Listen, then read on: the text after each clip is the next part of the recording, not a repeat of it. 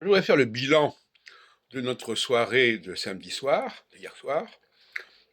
Nous avons eu d'autres interlocuteurs, François, Jean-Marc, Ahmed, et je voudrais résumer un peu les débats que nous avons eus à ce moment-là.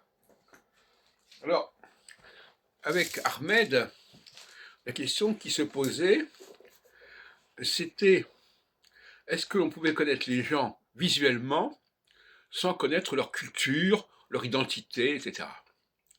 Et lui, il niait les choses.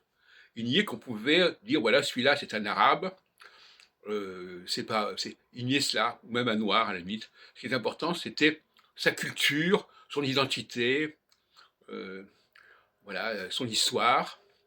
Alors que ça, c'est quelque chose qui n'est pas donné immédiatement.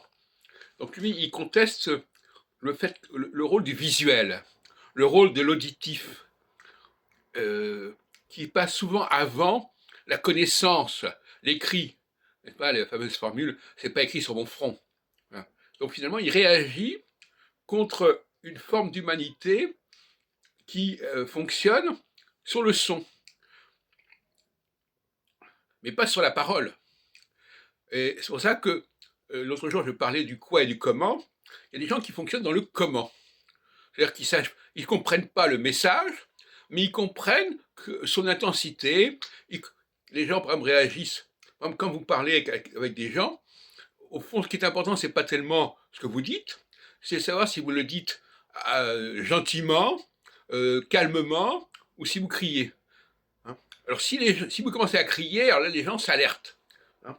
Mais on n'est plus dans le quoi, on est dans le comment.